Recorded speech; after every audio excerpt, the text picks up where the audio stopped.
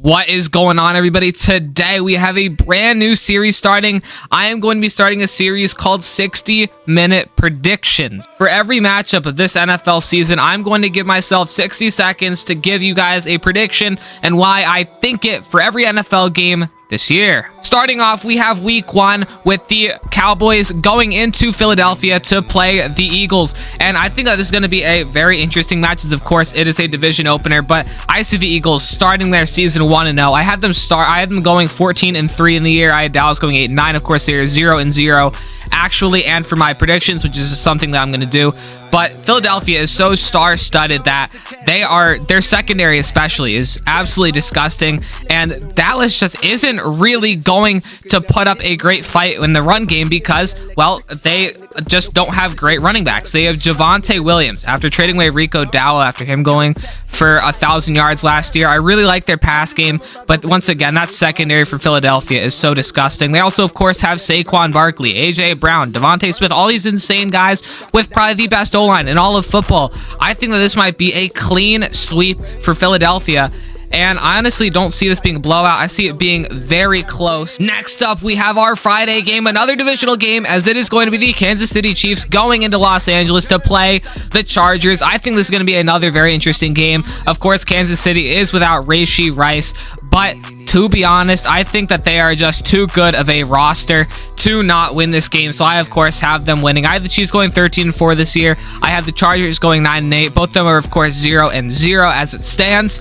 But honestly, Kansas City is such a stacked roster. And even though Rashee Rice is suspended, they have backups and backups and backups at that position. Also, Mahomes is Mahomes, and he'll do his thing. I think this is going to be a very good fight, as, of course, Los Angeles also is one of the best defenses in the league, as it was last year. Of course, adding a couple of nice players, but also losing players like Joey Bosa last year. But Kansas City's defense, I think, is enough to stop this Los Angeles offense. Of course, they have Omarion Hampton instead of J.K. Dobbins in last year, and I think that is a noticeable downgrade. Yet again, another in-division rivalry as we have it here. It is going to be the Tampa Bay Buccaneers going into Atlanta to play the Falcons. I have the Tampa Bay Buccaneers going 10-7, and I have the Atlanta Falcons going 7-10. And honestly, I think that this is how it's going to shake out. I think that Tampa Bay is going to take this one home. And I know I'm choosing all the favorites here, but I think that's just how it's going to be. Of course, week 1, we're probably not going to see too many upsets. We're going to see a couple of breakouts, but outside of that, I don't think it's going to be Atlanta. Their defense is a little bit rough around the edges. They try to attack their weaknesses, but that's going to take a while to fully set in, as these guys are just rookies. I think that not having Chris Godwin is, of course, a bit of a pain for them. But at the same time, the Atlanta Falcons have Michael Penix going into, I believe, his only 4th game of his career, which really scares me. I think it's going to be a shootout, but I think in the end, Tampa Bay is going to take it home because they just have the more well-rounded roster with experienced players. Yet another in-division rivalry. We have the Cincinnati Bengals going into Cleveland to play the Browns. I have the Bengals going 10-7 and the Browns going 3-14. But shockingly, I have the Browns taking this one away. I think that Joe Flacco is going to show a little bit of a spike in his career, as we saw the last time he was on the Browns.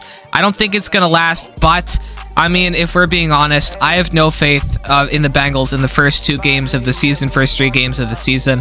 I don't know the last time that I saw them win one of those. And honestly, last year, I had them winning against the Patriots, and they completely fumbled the bag on that game, including their 3 fumbles. I think that this team is absolutely incredible, but just playing a defense that's that good and an offense that has some good potential with Jerry Jeudy and some other younger players, I think that they're going to take this one away. I think it's going to be tight, but I think the Bengals are going to make some very, very, very risky mistakes, which are going to come to their end at the end of the game. Our first non-division game is going to be the Miami Dolphins going into Indianapolis to play the Colts. And honestly, I have no clue what I want here, but I think it's going to be Miami. Listen, Miami's #1 weakness is their secondary, which I think is going to cause them to lose a lot of games. But just looking at this Colts quarterback room, you have a hurt Anthony Richardson, Riley Leonard, who is just chilling there, and then your starter Daniel Jones, who hasn't been a legitimate starter for 2 years in the league, maybe 3, depending on how much you count a legitimate starter. So I don't think that basis enough leads them to be able to win. Also, the receiving core is very questionable, and I think that it's going to be a very interesting shootout. but I mean, their defense is very good, but Miami's offense is better. I mean, they have Tyreek Hill, Jalen Waddle, Tua, Achane, all these guys. I think that their run game is going to be pretty weak just because of how weak their offensive line is, but Tua, Tyreek, and Waddle should be able to carve up any defense, including the Colts. Our next matchup is going to be by two teams which I have going the same records. Surprisingly, we have the Carolina Panthers going to Jacksonville to play the Jaguars. I have both of them going 4-13. They both just kind of have some tough schedules to get through. So here is why it is. So this is going to be a very telling game for both quarterbacks here who have had an offseason to progress. We have Bryce Young, who looked really good in the end of last season, but we don't know if he can start a season out yet. On the other hand, though, we have Trevor Lawrence, who is coming off of an injury, which is automatically not a great thing, especially considering I'm pretty sure it's a concussion, and quarterbacks need that brain. We've seen that with Tua. So that's going to be very interesting. I'm also very interested to see the run game for both these teams. Carolina has the dual back system with Chuba Hubbard and Rico Dowdle, two guys who I really like at running back. While on the other side, the Jaguars have the opposite problem. They have Bashal Tootin, Tank Bigsby, and Travis Etienne. I don't know who's going to start between the three of them at the end of the year, but I think that this is going to be a very telling game for offense, defense, and much more. Our next matchup is going to be one that happened last in 2020 when it comes to the away and home team, where the Las Vegas Raiders are going to New England to take on the Patriots. I just want to say it's really interesting. Cam Newton was their quarterback at this time. Crazy transitional period. Anyway, I have the Patriots going 6-11 and the Raiders going 8-9. But I have another upset happening as I have the Patriots winning this game. And the reason that I have this is because I think that Las Vegas is going to start out the year kind of uncoordinated. I mean, you see that a lot when you have teams that are so different. They have a different quarterback, different running back, different receiver duo. As you know, you have Jacoby Myers, but now you have an extra man at Amari Cooper. Tight end is still the same, but a relatively different defense as well, as they got rid of guys like Spillane, who actually is a Patriot now. But the Patriots, I think, are a little bit more organized. I love how Vrabel works. I think it's going to take a little while for people to adjust to that system, but I think that the Raiders are going to start out a little bit rocky against the Patriots, especially because they have such a new offense against such a good. Our next matchup is going to be the Arizona Cardinals traveling to New Orleans to play the Saints. This is actually our oldest matchup of the week, as this goes back to 2019. I think that this is a pretty clear-cut answer. I think that Arizona is going to win the game. I think it is kind of going to be close. Listen, the Cardinals can look really good or they can look really bad, and I think starting the year, they're not going to look very good, but it's going to be kind of difficult to be worse than the Saints. I have them going 3-14 this year, while I have Arizona going 7-10. But this Arizona defense and offense, they're not incredible, but they're enough to take care of the Saints, which are extremely lackluster. I mean, you don't even really know who your quarterback is going to be. You drafted a rookie and you're not even going to start him, even though he's probably around the same level as your other guys, because Shaq just honestly isn't that guy. Outside of that, I think that Kyler Murray is going to be a really interesting player to watch here because he's looking for a resurgence that doesn't really need to happen, but it kind of does just for him to keep his deal. It's really interesting. The Saints defense is really old, but I think that they could pull ahead, or I think that they won't pull ahead. Our next matchup is going to be the Pittsburgh Steelers going into New York to play the Jets, and I think that this game is going to be another interesting one to watch. It is going to be a Aaron Rodgers revenge game, and we are looking at a very different Steelers team than we did before. And while I did think that it would be the downfall of the Raiders, I do not think it's going to be the same thing here. I think that the Steelers are going to win this game. I have them going 10-7 and the Jets going 7-10. And honestly, this Jets roster, it is pretty nice on the defense. You've guys like Sauce Gardner and Quincy Williams, I guess he is there, and also Quinton Williams. But the Steelers have guys like Aaron Rodgers, DK Metcalf. I like Jalen Warren. I kind of like Calvin Austin. He's a nice speed option there. And they don't have great corner depth at the moment. They did, but they don't anymore. But overall, I think the Steelers just have enough to overpower them. Also, they have that lethal defense, which I think that Justin Fields is going to have a very bad week one because he has to play this absolute stud defense. Next up, we have another divisional game where it is going to be the New York Giants going into Washington to play the Commanders. I have the Commanders going 10-7 and the Giants going 6-11, and I think that is going to show the story today. I think that the Commanders are going to beat the Giants. Obviously, with these in-division rivalries. You never know what's going to happen, but I think that Washington just has the better team. Their defense is a little bit older. They are the oldest team in the league, but I think it is enough to stop that Giants defense, where outside of Moonballs, Malik Neighbors, I don't see too many strengths. I mean, obviously you do have a little bit of a run game if somebody decides to break out, but I don't know if that's exactly going to happen. New York also has an insane run defense, so that's going to get shut down. But I think that the Commanders are going to pull ahead, where their run defense is going to be able to stop the weaker run from the Commanders. Now, they don't even have their starting running back from last year. Jayden Daniels should be able to put up a very good game, but I wouldn't. Our next game is going to be the Tennessee Titans going into Denver to take on the Broncos. I think that this is going to be a pretty clear-cut game where Denver is going to easily take the reins. Tennessee has a little bit of a weaker pass defense, and I really like the Bo Nix, Courtland Sutton connection. I think it's great. Also, I think Evan Ingram is going to have a very good season, but the real reason why I think this is a pretty clear-cut answer is considering you have a rookie quarterback going to his first career regular season game playing against the reigning defensive player of the year cornerback, as well as probably the best defense, or at least one of the best defensive units in the entirety of the NFL. I think that is a recipe for failure, especially as that first overall pick rookie doesn't have great weapons to help him propel himself into that starter role.